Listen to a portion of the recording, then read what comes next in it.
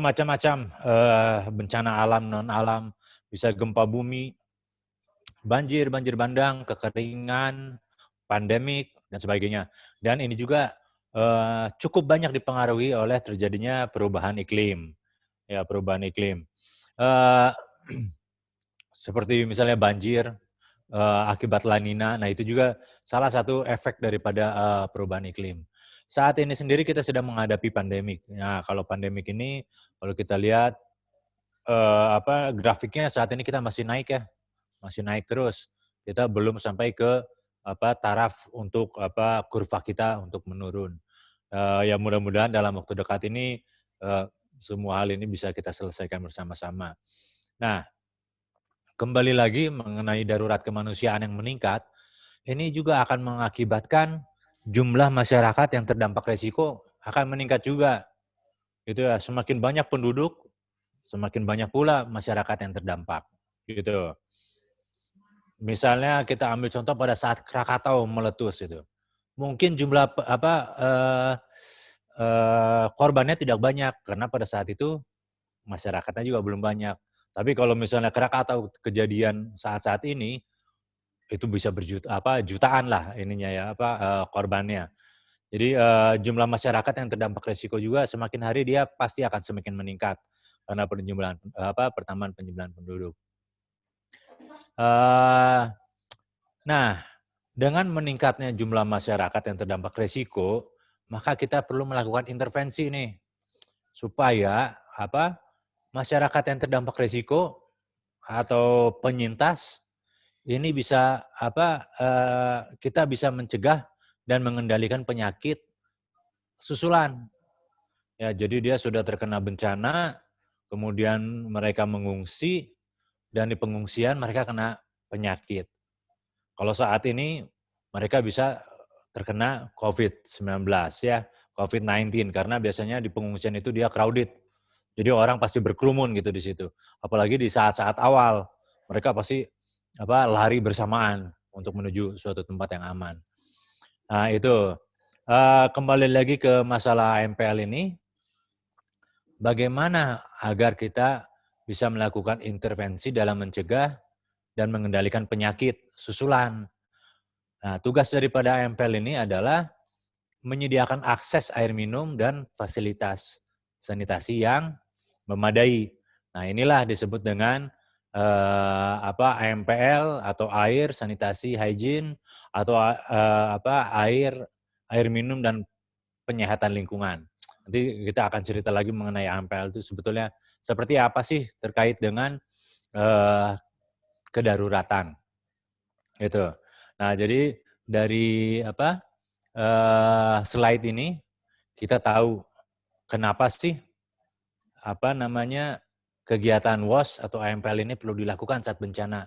Ini adalah tujuannya untuk mencegah dan mengendalikan penyakit susulan akibat pengungsian dan sebagainya. Kalau untuk bencananya sendiri itu sudah lewat lah ya, udah lewat, mereka pindah. Nah, ini yang harus kita jaga. Inilah intervensi WOS dilakukan. Nah, saya ingin bercerita sedikit mengenai klaster. Mungkin di sini Bapak Ibu juga belum begitu paham ya mengenai klaster. Mungkin di NTB sudah ada lah sedikit pengenalan mengenai klaster-klaster. Tetapi kalau di daerah-daerah yang tidak pernah terkena bencana, mereka biasanya tidak tahu apa sih klaster itu, sistem klaster. Nah, jadi sistem klaster ini adalah sistem klaster yang bertujuan untuk membantu pemerintah dan pemerintah daerah dalam penanggulangan bencana. Nah, itulah kenapa kita disebutnya membantu klaster ini, karena tanggung jawab tetap di pemerintah dan pemerintah daerah. Secara internasional, jadi klaster nasional ini mengadopsi dari sistem klaster internasional. Sistem klaster internasional itu dia sebetulnya ada 11 klaster. Namun untuk Indonesia, ini kita adopt menjadi 8 klaster. Di mana saja sih mereka bekerja gitu. Mereka bekerja, klaster-klaster ini tidak hanya pada saat bencana, tapi di setiap siklus bencana yang tadi pagi saya sampaikan. Jadi pra bencana, sedang bencana, pasca bencana, ini mereka selalu bekerja. Untuk tujuannya pencegahan, mitigasi, dan kesiapsiagaan, ini pada saat pra-bencana, kemudian terjadi bencana, kita melakukan tanggap darurat, kemudian pasca bencana, klaster bekerja dalam rehabilitasi dan rekonstruksi. Begitu. Nah, 8 klaster itu apa aja? Ini ada, kita bisa lihat di sini, ini adalah nama klasternya, jadi search and rescue, pendidikan, ekonomi, klaster pemulihan dini, klaster kesehatan, klaster sarana dan prasarana, klaster pengungsian dan perlindungan, dan klaster logistik. Jadi ini yang diadop oleh Indonesia. Nah, ini di bagian luarnya ada Basarnas TNI, Kemendikbud, Kemenak, kemudian Kementan, Kemenkop. Ini adalah koordinator. Jadi yang bertanggung jawab terhadap klaster tersebut. Nah, untuk saat ini, WOS sendiri, kita berada di bawah klaster pengungsian dan perlindungan. Kita menyebutnya sebagai Klasnas PP, ya Klasnas Pengungsian dan Perlindungan. Ini dibuat berdasarkan peraturan Menteri Sosial ya Permensos 26 2015 tentang pedoman koordinasi klaster pengungsian dan perlindungan. Nah, di sini juga disampaikan bahwa penanggulangan bencana ini merupakan tanggung jawab pemerintah dan pemerintah daerah serta memerlukan kemitraan masyarakat, lembaga-lembaga kemanusiaan, lembaga swasta, dan sebagainya, bahkan masyarakat sendiri. Nah, kemudian pendekatan klaster ini dibuat ini untuk meningkatkan efektivitas dan efisiensi. Inilah yang untuk menjawab yang tadi di dalam diskusi sempat keluar nih. Wah, ini air kenapa gini, air kenapa gini. Ini kalau misalnya orangnya keluar, ini siapa yang membiayai. Nah, inilah fungsi daripada sistem klaster. Jadi klaster ini adalah semacam forum koordinasi dalam penanganan bencana. Begitu. Nah, kita sekarang masuk ke klaster pengungsian dan perlindungan. Nah, ini adalah 8 klaster yang ada ya. Ada pencarian, penyelamatan, pengungsian dan perlindungan, kesehatan, logistik, pekerjaan umum dan utilitas, pendidikan, pemulihan dini, ekonomi. Kenapa klaster WOS itu dia berada di pengungsian perlindungan?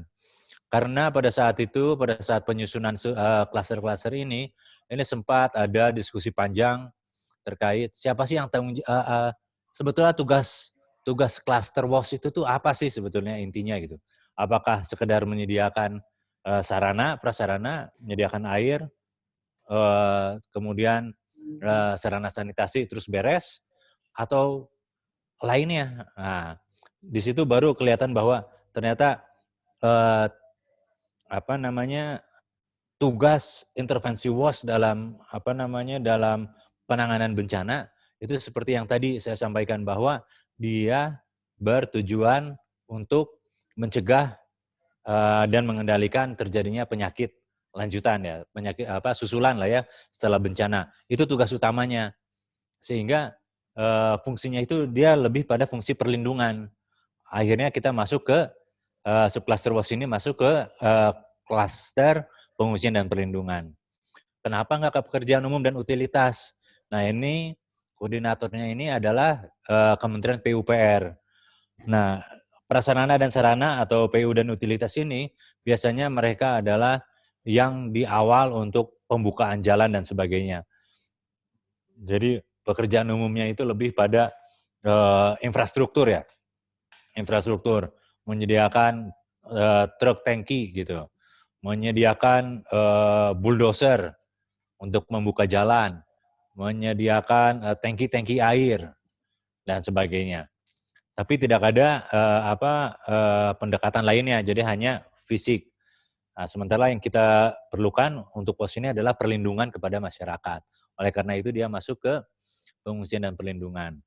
Nah, di klaster pengungsian dan perlindungan, di Klasnas PP ini ada 2 subklaster. Yang pertama itu adalah subklaster pengungsian dan kedua subklaster perlindungan. Di subklaster pengungsian ada Pokja di bawahnya. Ada Pokja hunian sementara, dia yang mengelola atau bertanggung jawab untuk pembangunan hunian sementara. Ada Pokja manajemen camp pengungsian. Jadi kalau ada camp pengungsian, mereka bertanggung jawab untuk mengelola ya. Di situ membentuk komitenya, komite air dan sebagainya.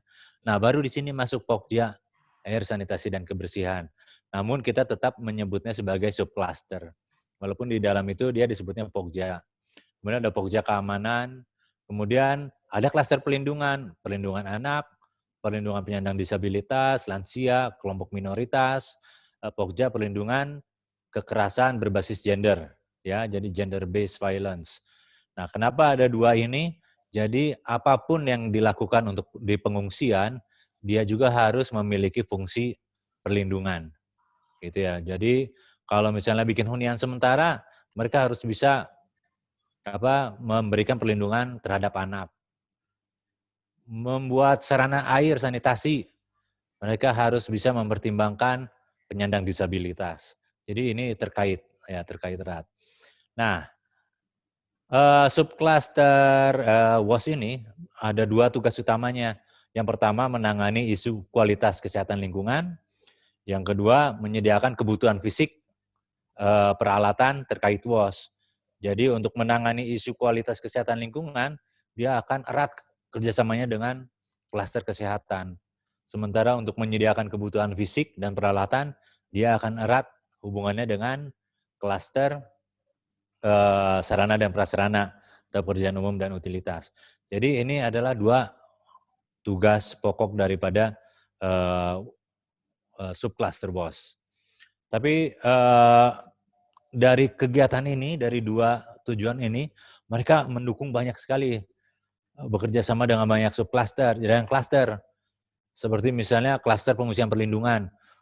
Bagaimana si WOS ini bisa membantu hunian sementara, bagaimana menyediakan air di hunian sementara, di camp pengungsian, bagaimana menyediakan air di puskesmas, atau menyediakan air di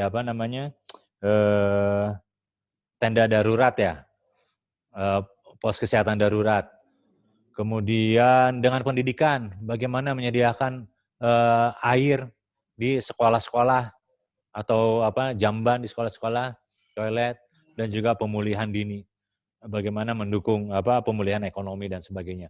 Jadi tugas Pokja atau subcluster WOS ini sangat luas. Nah, tujuan subcluster ini ada yang tujuan utamanya ini dia untuk mencapai respon WOS yang lebih strategis ya. Jadi harus strategis sebelum, ketika, dan setelah terjadinya bencana dengan mendukung klaster nasional yang secara besar. Ada kegiatan kesiapsiagaan yang dilakukan, kemudian memprioritaskan sumber daya yang tersedia. Jadi subcluster WOS ini dia akan nah kalau kita lihat di sini ada mengklarifikasi pembagian tugas antar organisasi, kemudian pemahaman bersama mengenai peran, tanggung jawab, serta sebagai organisasi kemanusiaan. Jadi subcluster WOS ini dia tujuannya itu untuk sebagai forum koordinasi. Ya, dia akan mengkoordinir siapa melakukan apa di mana, gitu. Kemudian juga mengkoordinir sumber daya yang ada. Jadi mengkoordinir ini maksudnya bukan dia secara otoriter ya. Kamu kerja di sini, kamu kerja di sini, bukan seperti itu. Tapi kalau misalnya terjadi koordinasi, ya kita mencoba membuat supaya para pengungsi, para penyintas di semua lokasi dia mendapatkan pelayanan yang sama, gitu. Jadi kita mengarahkan kalau misalnya sudah ada organisasi A di di camp 1, nah kita dengan penyediaan air bersih di camp 1, kemudian ada datang organisasi B, dia mau menyediakan air bersih ke camp 1 juga. Nah ini yang kita arahkan. Jadi koordinasi kita arahkan ke camp 2. Jadi seperti itu sehingga terciptalah kesamarataan kesamarataan layanan lah ya, layanan kepada para penyintas. Nah ini juga perlu adanya perencanaan dari awal. siapa melakukan apa di mana, siapa yang harus menjadi koordinator, kemudian siapa yang memimpin. Nah, ini harus jelas di awal. Jadi baik di level nasional, level provinsi maupun di level kabupaten kota. Ini harus ada perencanaan. Sehingga bila terjadi bencana, udah tahu nih yang koordinir siapa. Karena biasanya mungkin Bapak Ibu juga mengalami pada saat bencana di 2018, begitu terjadi bencana banyak sekali organisasi yang masuk dan itu susah sekali untuk diatur. Kenapa? Karena pada saat itu klaster tidak diaktifkan. Ya, klaster tidak diaktifkan sehingga tidak kelihatan siapa mengerjakan apa di mana, sehingga Pemda atau pemerintah sebagai penanggung jawab penanganan bencana malah bingung gitu.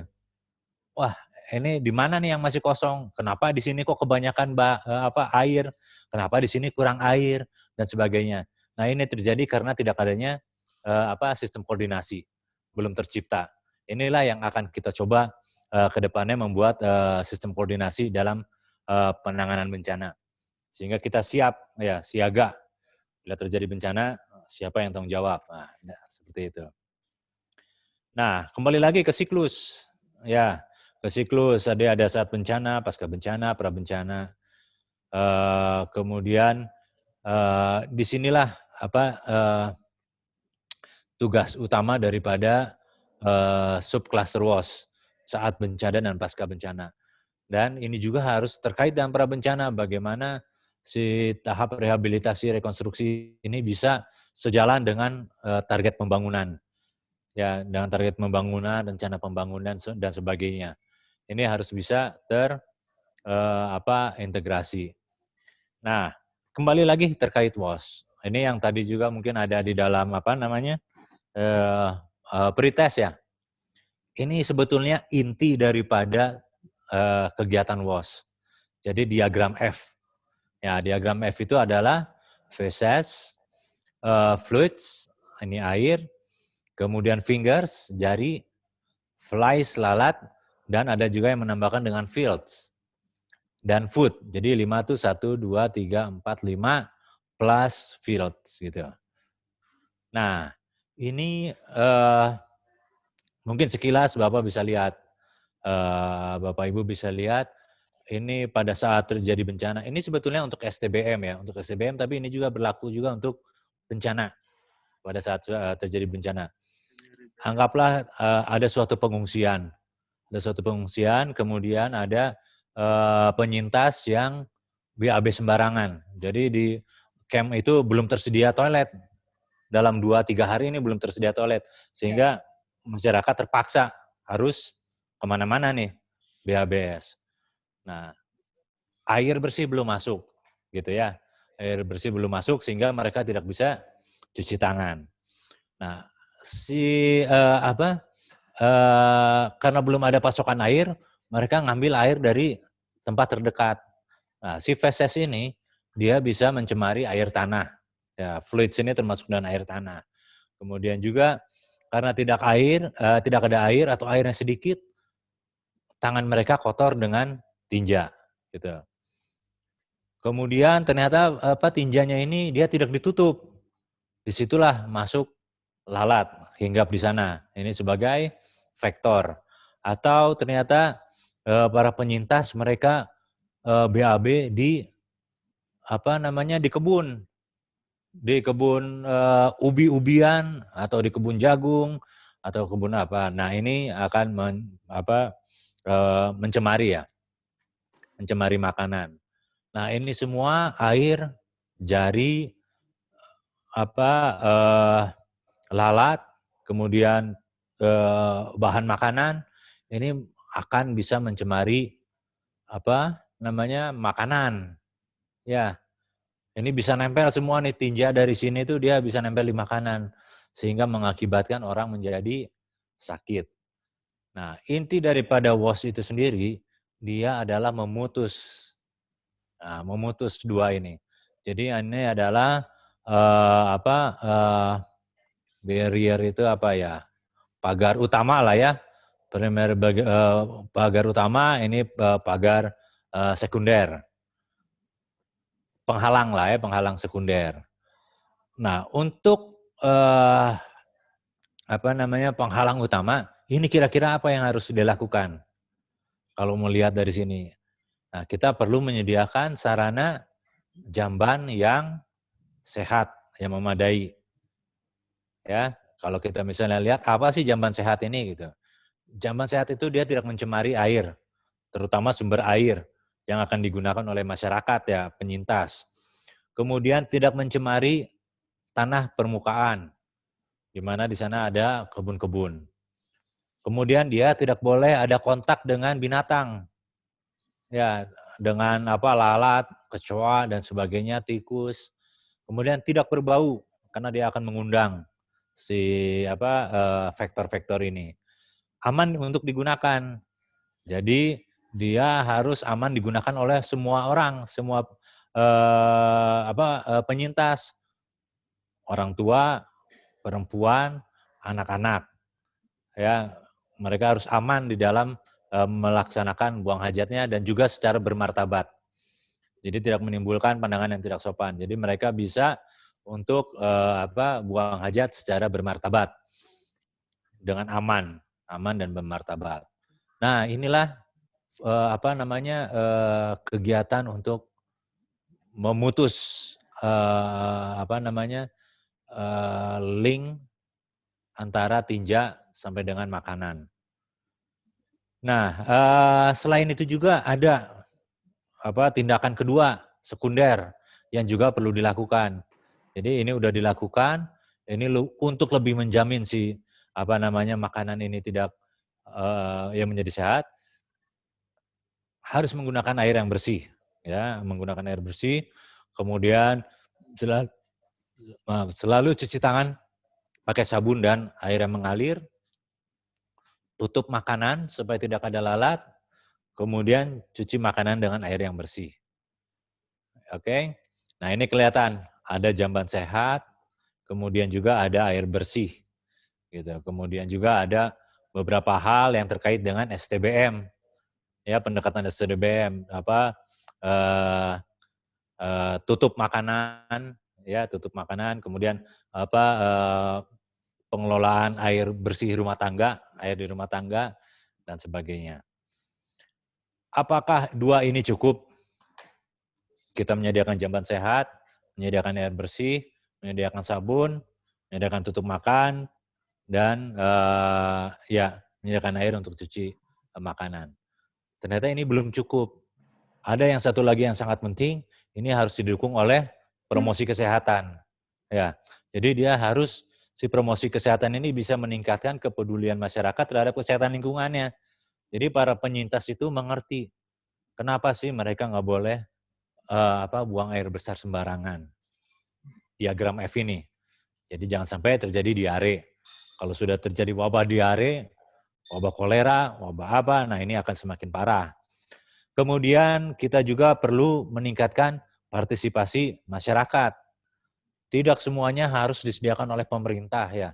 Tidak semuanya harus disediakan oleh lembaga-lembaga, tetapi masyarakat juga bisa berkontribusi di sana, gitu ya, baik tenaga atau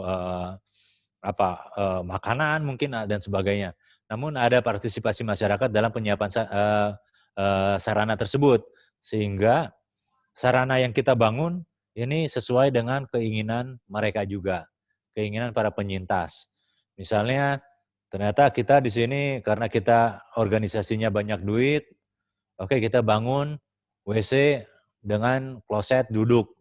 Dan ternyata setelah kita lihat di masyarakat selama ini, sebelum tanggap darurat mereka itu biasanya itu jongkok gitu. Nah ini si WC duduk ini akan menjadi tidak berguna atau terjadi penyalahgunaan toilet tersebut. Inilah kenapa kita perlu meningkatkan partisipasi masyarakat di dalam promosi kesehatan. Kemudian juga ini juga penting untuk memastikan keberlanjutan sarana dan prasarana. Jadi dengan adanya rasa memiliki, kemudian juga terciptanya sistem pengelolaan sarana dan prasarana WOS, ini akan membantu keberlanjutan sarana dan prasarana. Gitu. Jadi ini memang tidak mudah ya, apalagi saat kebencanaan, ini berat sekali karena kita juga di situ berinteraksi dengan orang-orang yang masih trauma terkadang gitu ya, psikososialnya. Sehingga terkadang mereka juga sulit untuk dilakukan promosi kesehatan. Nah ini sebetulnya WOS itu apa aja sih? Ini terkait dengan lagi-lagi terkait dengan yang tadi 5F. Ya, ini sesuai dengan Sphere Standard. Jadi Sphere Standard ini, Sphere Handbook ini dia adalah buku untuk standar intervensi kemanusiaan. Jadi bukan hanya WOS.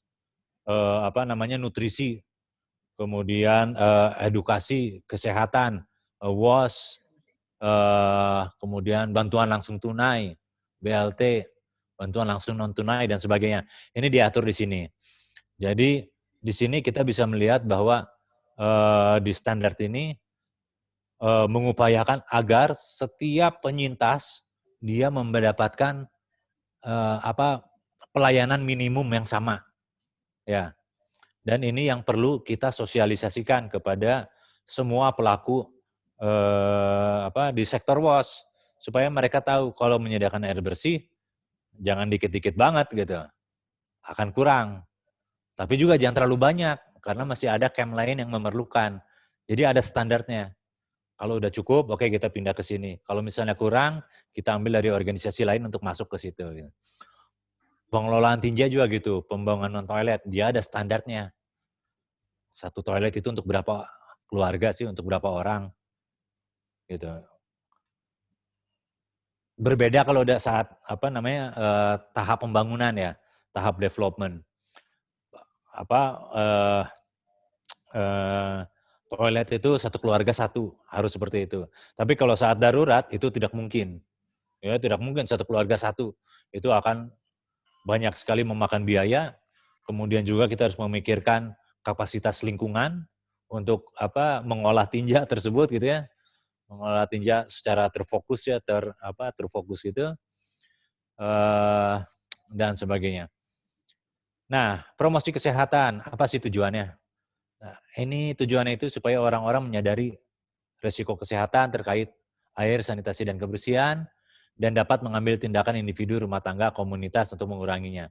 Jadi promosi kesehatan, ini komponen WOS yang pertama, harus dilakukan supaya orang mengerti kenapa ada intervensi WOS di situ. Ini juga ada standar ya, jadi pada saat biasanya promosi kesehatan itu dilakukan bersamaan dengan pembagian hygiene kit. Ya, pembagian hygiene kit. Nah, ini adalah yang minimal harus diterima oleh masyarakat nih, oleh penyintas. Jadi 2 wadah air per rumah tangga. Jadi satu rumah tangga dia dapat 2 ember. 2 ember atau 2 jerigen. Yang 10 sampai 20 liter. Jadi yang satu dia untuk mengambil air di tangki air, yang satu lagi untuk menyimpan air di dalam rumah. Nah, ini juga sesuai dengan STBM ya. STBM ada penyimpanan air secara aman di rumah. Kemudian sabun mandi.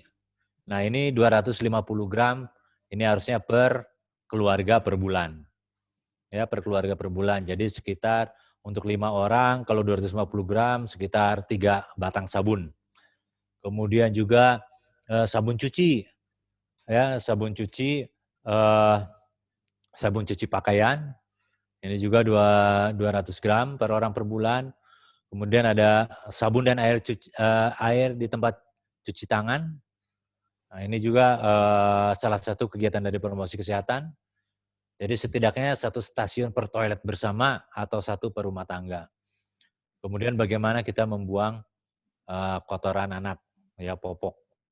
Kemudian penyediaan air bersih. Nah, ini air dengan kuantitas dan kualitas mencukupi untuk minum, masak, dan untuk kebersihan pribadi dan rumah tangga tanpa menyebabkan risiko kesehatan.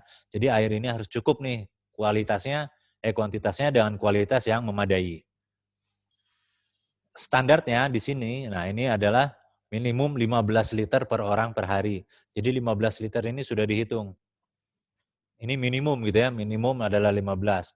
Ini memang sangat sedikit ya kalau dilihat sangat sedikit. Jadi untuk masak, untuk ke kamar mandi, untuk mandi, dan untuk cuci, nah kira-kira 15 liter per orang per hari. Kemudian kalau misalnya kita menyediakan keran umum, nah itu minimal maksimal 250 orang per keran. Kemudian sarana cuci pakaian, ini tentu harus ada ya. Jadi satu sarana cuci pakaian itu untuk 100 orang. Kemudian kamar mandi, satu kamar mandi untuk 50 orang. Nah, jaraknya untuk tempat air minum, ke toilet itu maksimal itu 50 meter. Ya, jadi kalau terlalu dekat nanti dia bisa mengotori camp. Kalau misalnya terlalu jauh ini menjadi tidak aman. Jadi diperkirakan paling jauh itu 50 meter. Sehingga orang kebelet pun masih bisa lari. Kemudian antrian juga harus kurang dari 30 menit. Nah, antrian 30 menit itu, nah ini yang kenapa jumlahnya itu sekian. Nah, kita lihat pengelolaan tinja. Tinja harus bisa dikelola dengan baik. Ini untuk menghindari kontaminasi lingkungan, pencemaran lingkungan, tempat tinggal, tempat belajar, misalnya ada sekolah darurat di situ, atau tempat bekerja dan fasilitas komunal ya seperti aula atau tempat pertemuan di pengungsian dan sebagainya. Ini juga ada standarnya. Seperti misalnya 20 orang per toilet komunal. Jadi satu toilet kita menyediakannya untuk 20 orang atau 5 keluarga gitu. Jaraknya maksimal 50 meter, kemudian kalau misalnya dia di tempat umum, dia harus dipisahkan wanita dan pria. Ya, kemudian disediakan sarana cuci tangan. Kemudian pengendalian vektor. Nah, ini terkait dengan lalat tadi nih. Kita harus bisa mengurangi resiko masalah terkait vektor. Ini dia tidak ada standarnya, tapi kita harus bisa melindungi diri dan masyarakat bisa melindungi diri dan keluarga dari vektor penyebab penyakit. Pengelolaan sampah, limbah padat diamankan dengan aman untuk menghindari pencemaran lingkungan alam, lingkungan hidup, belajar, bekerja, dan komunal. Jadi pengelolaan sampah juga menjadi salah satu hal yang penting. Nah, asumsinya itu sekitar 1-3 liter sampah per orang per hari. Nah, dengan asumsi ini kita bisa hitung kebutuhan TPS di pengungsian itu sebesar apa sih, gitu. Jadi di sini adalah 1, 2, 3, 4, 5. 5 komponen standar intervensi WOS pada saat kita melakukan intervensi. Nah, ini kalau misalnya kita lihat ini ada air bersih atau air minum, plus penyihatan lingkungan. Nah, inilah penyihatan lingkungan. Ya, pengelolaan tinjanya, pengendalian vektornya, pengelolaan sampah, dan promosi kesehatan. Ini yang maksud dengan air minum dan penyihatan lingkungan di dalam kebencanaan. Nah, bagaimana sih sistem koordinasi WOS saat bencana? Misalnya kita cerita terjadi suatu bencana nih di satu kabupaten. Nah, kemudian kita harus cari nih, siapa yang memastikan komponen dan standar AMPL tadi dilaksanakan, gitu. Kemudian siapa yang harus mengkoordinir para pelaku kemanusiaan yang datang, yang banyak itu datang, wah ini siapa yang harus mengkoordinir? Bagaimana membangun kerjasama kemitraan dengan mitra-mitra ya? Kenapa ini perlu? Karena pemerintah daerah pasti akan kesulitan untuk menghandle seluruh penanganan bencana dalam kebencanaan. Kemudian bagaimana kebutuhan di sektor AMPL ini bisa dipenuhi? Di sini perlu air berapa liter per hari, berapa kubik per hari. KMI itu perlu berapa kubik per hari, di sini perlu berapa kubik per hari. Bagaimana itu harus bisa terpenuhi? Gitu ya pertanyaannya. Ada lagi, bagaimana sistem koordinasi AMPL disiapkan? Kemudian apakah sistem klaster tadi diaktifkan? Gitu. Bagaimana sistem koordinasi AMPL atau WOS di bencana skala kabupaten kota atau skala provinsi atau nasional? Ini seperti apa sih koordinasinya? Bagaimana pembiayaan intervensi AMPL atau WOS di semua lokasi yang terkena bencana? Bagaimana cara monitoring dan evaluasi? Nah, ini adalah beberapa contoh pertanyaan bagaimana sistem koordinasi WOS diperlukan saat terjadinya bencana. Ya, jadi memang harus disiapkan ada yang bertanggung jawab atau melakukan koordinasi di aspek atau di sektor WOS ini atau AMPL. Kalau misalnya tidak ada, ini pasti akan berantakan, gitu ya. Pada saat kemarin di NTB sebetulnya dicoba karena kita tidak mendapat apa namanya istilahnya ya panggilan dari pemerintah untuk melakukan intervensi, sehingga badan PBB itu tidak bisa masuk, susah untuk masuknya. Sehingga kita mencoba melewat Red R waktu itu dari UNICEF kita minta Red R untuk membantu koordinasi sektor WOS di NTB. Ini sebetulnya untuk menjawab pertanyaan-pertanyaan ini. Nah, inilah kenapa kita perlu sistem koordinasi ya. Nah, sekarang kita lihat nih peran OPD dan BUMD dalam kedaruratan. Ini sebetulnya masih banyak lagi ya. Ada dinas kesehatan, dinas PUPR atau apapun namanya ya.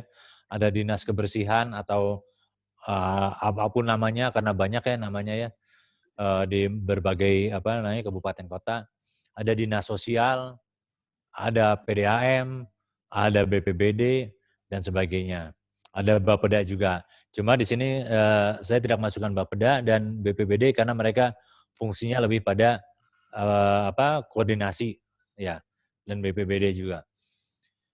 Nah, ini adalah 5 kegiatan di sektor WOS. Ada promosi kesehatan. Siapa sih yang harus melakukan itu? Kalau dilihat ternyata yang harus melakukan itu adalah dinas kesehatan ya dengan STBM-nya yang mungkin bisa ditingkatkan menjadi STBM dalam kebencanaan. Kemudian juga dinas sosial. Ini untuk memastikan bahwa promosi kesehatan ini juga mencakup perlindungan kepada anak-anak, perempuan, kaum disabilitas, lansia, dan sebagainya. Penyediaan air bersih. Siapa saja, OPD apa saja sih yang terkait. Di situ ada dinas kesehatan lagi. Ya, dinas kesehatan fungsinya apa sih di situ?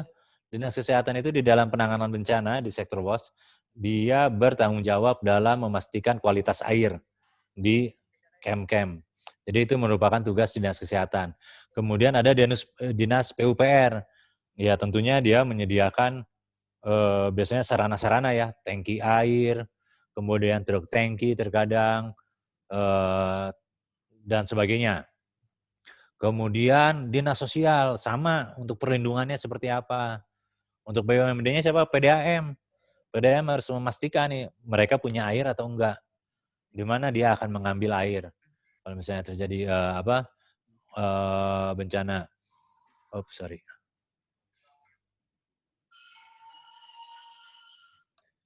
Kemudian pengelolaan tinja. Di situ ada PUPR ya untuk dia melakukan penyedotan tinja di kem-kem atau juga membangun toilet-toilet umum.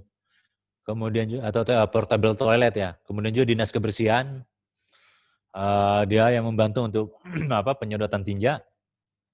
Dinas sosial dia untuk memastikan bahwa toilet itu dia sifatnya inklusif, bisa diakses oleh siapa saja. Kemudian PDAM. Kenapa PDAM? Karena dia harus menyediakan air bersih di WC-WC tersebut. Pengendalian vektor. Ini ada dinas kesehatan melakukan promosi kesehatan terkait vektor. Kemudian PUPR dalam memastikan bahwa struktur yang dibangun ini sudah aman dari vektor.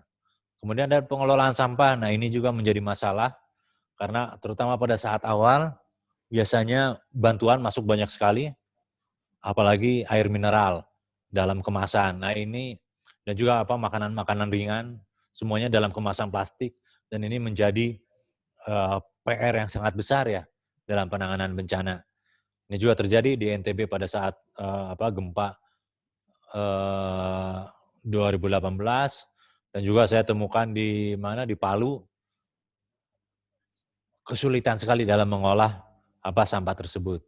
Di situ oleh karena itu di situ ada dinas kesehatan untuk memastikan juga promosi kesehatan terkait pengelolaan sampah, kemudian PUPR biasanya menyediakan eh, tong-tong sampah dan sebagainya, kemudian dinas kebersihan dalam pengangkutan sampah hingga ke tempat pembuangan yang aman. Nah, kalau kita lihat di sini ya dengan tugas-tugas dari WOS ini,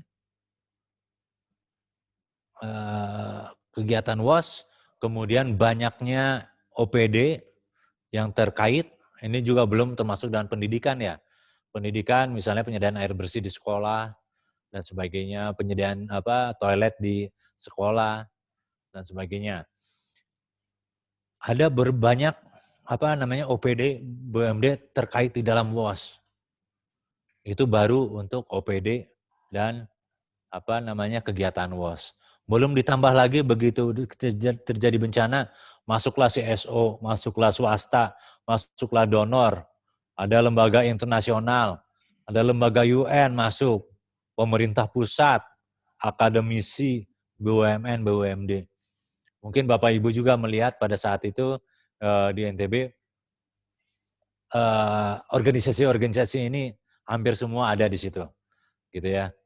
Nah, untuk WOS sendiri ini bagaimana kita harus merangkul ini semua, gitu. Ini kalau tidak ada yang mengelola ini menjadi acak-acakan. Menjadi acak-acakan sehingga tujuan kita dalam intervensi WOS ini bisa menjadi tidak tercapai. Jadi malah ada satu camp yang dia dapat semuanya, tapi ada satu camp dia tidak dapat apa-apa. Kemudian ada banyak organisasi yang ingin kerjanya di tempat yang mudah. Dia nggak mau sampai ke tempat yang susah di gunung dan sebagainya yang jauh. Inilah tugasnya kenapa harus ada koordinasi ya. Nah, ini pada saat ini kami informasikan juga bahwa klaster nasional, subklaster AMPL nasional saat ini sedang membuat rencana kesiapsiagaan.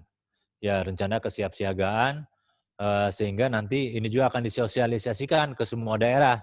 Sehingga pada saat terjadi bencana, di situ Bapak Ibu nanti bisa lihat siapa yang bisa dikontak di kementerian, kemudian organisasi-organisasi apa saja yang ada di lokasi Bapak Ibu, itu juga nanti ada kalau misalnya kebetulan ada. Kemudian di dekat di dekat lokasi Bapak Ibu kabupaten itu siapa punya apa, itu juga nanti bisa kelihatan di rencana kesiapsiagaan yang sedang kita susun. Nah, yang penting adalah bagaimana kita berkoordinasi. Nah, ini adalah sistem koordinasi yang sedang kita coba buat dan akan kita diskusikan di tingkat nasional. Jadi yang pertama adalah ini, koordinator subklaster AMPL nasional. Selama ini koordinator subklaster AMPL atau subklaster WOS ya, selama ini kita sebutnya ya. Koordinator subklaster WOS itu adalah Direktorat PSKBA. Ya, PSKBA. Sehingga terkadang pada saat seperti kejadian di Palu gitu ya, kita datang karena kan WOS ini kan dia ada di koordinator kita Direktorat PSKBA, Kementerian Sosial. Sehingga kita berkoordinasinya ke Dinas Sosial. Sementara Dinas Sosial di lokasi, mereka tidak tahu tentang WOS gitu ya. Apa sih ini WOS gitu. Karena biasanya Dinas Sosial ya lebih pada perlindungan sosial dan sebagainya. Tidak terkait dengan hal-hal teknis. Nah, oleh karena itu, ke depannya kita ingin menambahkan, jadi koordinator subklaster AMPL ini, subklaster WOS, dan kita ganti menjadi AMPL gitu ya. Subklaster AMPL ini adalah kita tambah dengan Bappenas, dengan Pokja PPAS-nya. Ini yang sedang kita usulkan.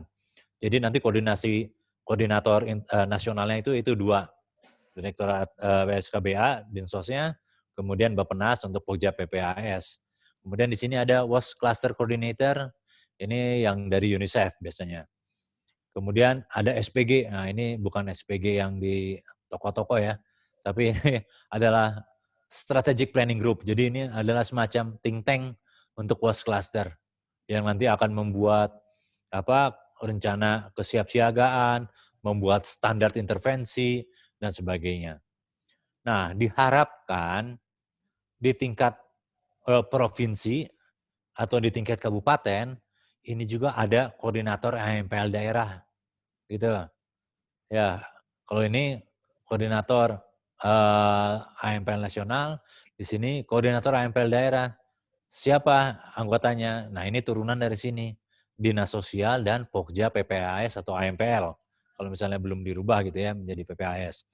Dua itu yang kita inginkan menjadi koordinator. Di sini ada WOS Cluster Coordinator sama kemudian juga ada SPG yang turun ke bawah ya. Ini kalau kita lihat ini kalau berdampak besar nih, berdampak besar.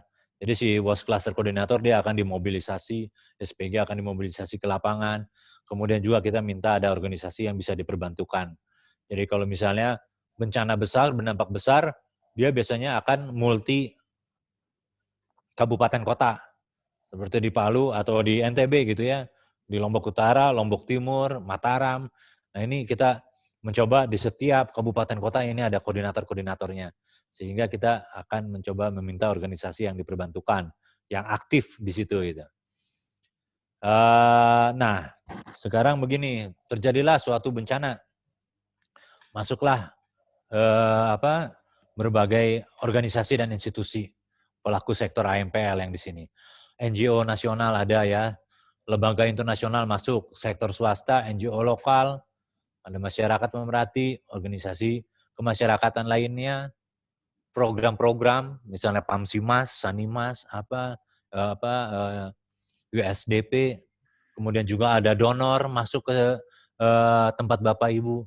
Nah, di sini kita sebut sebagai pelaku sektor AMPL. Tugas mereka apa nih? Selain mereka bisa bekerja di situ, mereka juga harus melaporkan 4W. Jadi 4W ini adalah who is doing what, where, and when. Ya, jadi siapa mengerjakan apa, di mana, dan kapan. Ini mereka harus melaporkan ya ke koordinator AMPL daerah. Kemudian nanti koordinator AMPL daerah dia akan memberikan dukungan kepada mereka, arahan dan dukungan gitu ya.